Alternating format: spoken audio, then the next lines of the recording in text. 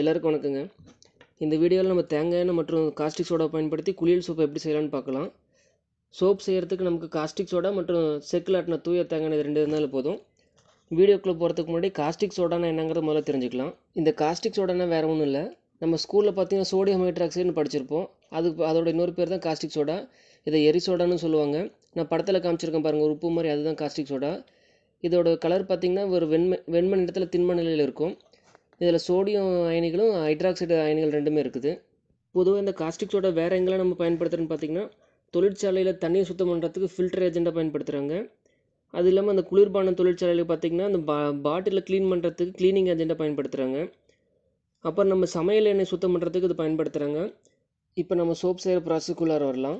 தேங்காய் எண்ணெய் caustic soda ஒன்றா கலக்கும்போது ஒரு கெமிக்கல் ரியாக்ஷன் நடந்தால் நமக்கு சோப்பு கிடைக்கும். அந்த சமயத்தில் ஒரு எதிர்வினை நடக்கும், அது பேர் சஃபோனிஃபிகேஷன். இந்த முறையை பயன்படுத்தி தான் தொழிற்சாலைகள்லாம் சோப்பு தயாரிக்கிறாங்க. நம்ம ஏன் டெய்லியும் குளிக்கிறோங்கிற கேள்வி எனக்குள்ள அடிக்கடி வரும். நம்ம எல்லோரும் நினச்சிட்ருக்கோம் உடம்புல இருக்கிற அழுக்க போகிறதுக்காக மட்டும் தான் குளிக்கிறோன்னு நினச்சிட்ருக்கோம்.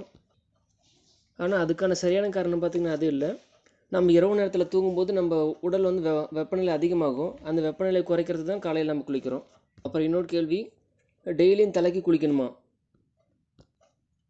பொதுவாக நம்ம வீட்டில் இருக்கவங்க பார்த்திங்கன்னா டெய்லியும் தலை குளிக்காத, உடம்புக்கு மட்டும் குளிச்சிக்கோ, டெய்லியும் தலை குளித்தா முடி உதிரும் அப்படின்னு சொல்லுவாங்க. ஆனால் அது வந்து சரியான கருத்து இல்லை.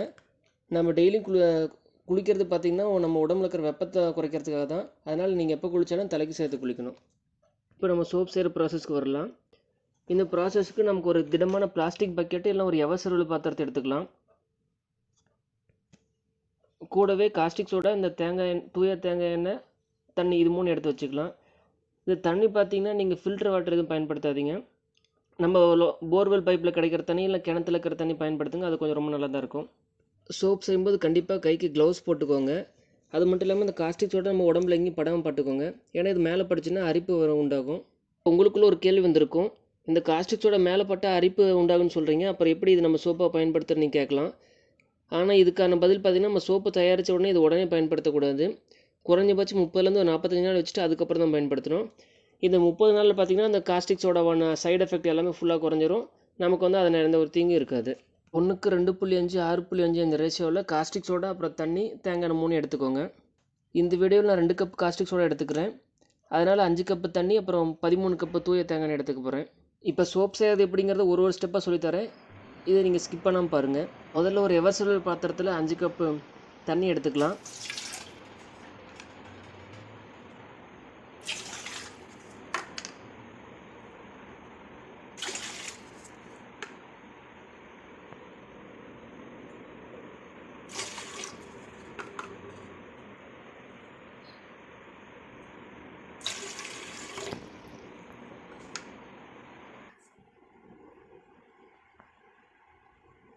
கூடவே நம்ம எடுத்து வச்சுருக்கிற 2 கப் காஸ்டிக் சோடா இதில் போட்டு கலக்கிக்கலாம். இதை கலக்கிறதுக்கு வந்து ஒரு மரக்குச்சி மட்டும் கண்டிப்பாக பயன்படுத்துங்க. இந்த பிளாஸ்டிக்கெலாம் வேறு எதுவும் பயன்படுத்த வேணாம். இந்த காஸ்டிக் சோடாவும் தேங்காய் எண்ணெய் ஒன்றா கலக்கும்போது பார்த்திங்கன்னா இந்த கரைசல் நல்லா சூடாகும். சூடாகிட்டு கரைசல் பார்த்திங்கன்னா ஒரு வெண்மை நிறத்துக்கு மாறிடும். இது தொடர்ந்து ஒரு 5 நிமிஷம் முதல்ல 10 நிமிஷம் வரைக்கும் நீங்கள் கலந்துக்கிட்டு இருந்தீங்கன்னா அந்த கரைசல் பார்த்திங்கன்னா நிறமற்ற கரைசலாக மாறிடும். அது வரைக்கும் நீங்கள் கலக்கணும்.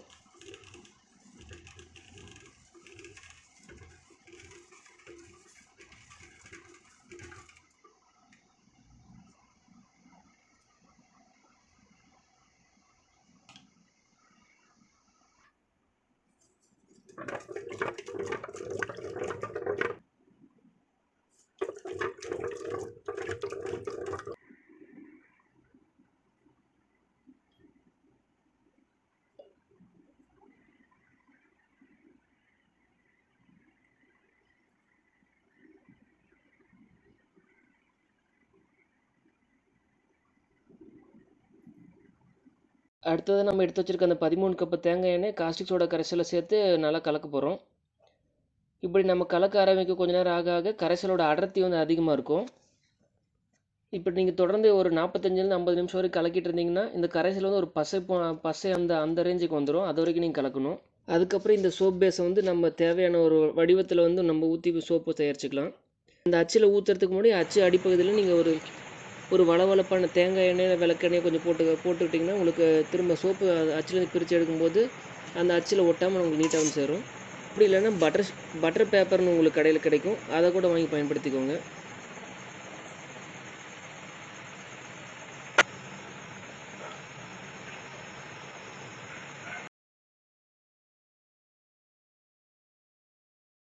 இப்போ அச்சில் ஊற்றும் போது நமக்கு ஏதாச்சும் ஃப்ளேவர் தேவைன்னா சேர்த்துக்கலாம், இல்லை வாசனை பொருள் எதாவது வேணால் கூட சேர்த்துக்கலாம். நான் இப்போ பார்த்தீங்கன்னா இந்த மஞ்சள் சாறு, அரப்புத்தூள், வேப்பிலைச்சாறு, சாம்பல் இது எல்லாத்தையும் பயன்படுத்தி நான் செய்ய போகிறேன். இந்த ஃப்ளேவர் ஆட் பண்ணுறது பார்த்தீங்கன்னா முடிஞ்ச அளவுக்கு ரொம்ப கம்மியாக சேர்த்துக்கோங்க, ஒரு 10% இருந்தால் கூட போதும்.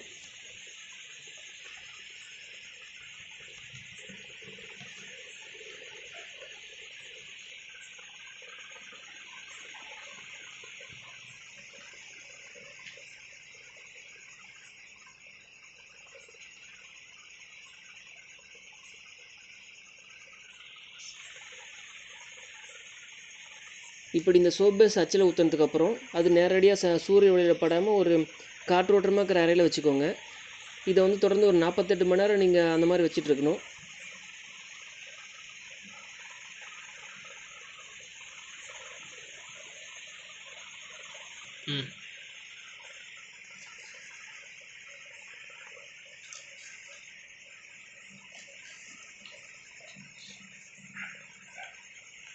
இன்னொன்று போட்டுக்கலாமா இல்லை?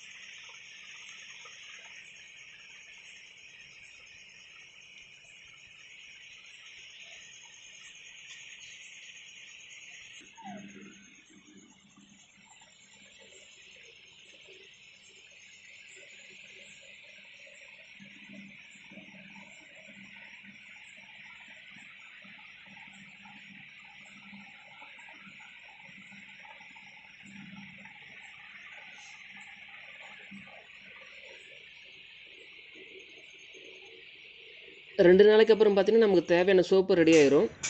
இதை அதுக்கப்புறம் நீங்கள் அச்சிலேருந்து அதை எடுத்துகிட்டு நல்லா காய வைங்க. இதை உடனே பயன்படுத்த வேண்டாம். நீங்கள் எடுத்து ஒரு குறைஞ்சபட்சம் 30லேருந்து 45 நாள் வரைக்கும் நீங்கள் நல்லா உலர வச்சுட்டு அதுக்கப்புறம் பயன்படுத்தினா நல்லதாக இருக்கும். இப்போ நம்ம வீடியோவோட இறுதிக்கு வந்துட்டோம். இந்த முறையை பயன்படுத்தி நீங்களும் சோப்பு தயாரித்து பாருங்கள். ஏதாச்சும் உங்கள் சந்தேகம் வந்துச்சுன்னா எனக்கு கமெண்ட்டில் கேளுங்க, நான் உங்களுக்கு சொல்கிறேன். இதில் பார்த்தீங்கன்னா நம்ம காஸ்டிக் சோடா, தேங்காய் ரெண்டையும் பயன்படுத்தி குளியல் சோப்பு தயாரித்தோம். அடுத்த வீடியோவில் நான் சோப் பேஸை பயன்படுத்தி எப்படி சோப்பு தயாரிக்கலாம்னு சொல்லித்தரேன். அதுக்கு வந்து காஸ்டிக் சோடா, தேங்காய் எண்ணெய் ரெண்டும் தேவையில்லை. இந்த வீடியோ பிடிச்சிருந்துச்சுன்னா லைக் பண்ணுங்க, ஏதாவது டவுட் இருந்துச்சுன்னா கமெண்ட் பண்ணுங்க, சேனலுக்கு சப்ஸ்கிரைப் பண்ணுங்க, உங்கள் ஃப்ரெண்ட்ஸுக்கு ஷேர் பண்ணுங்க.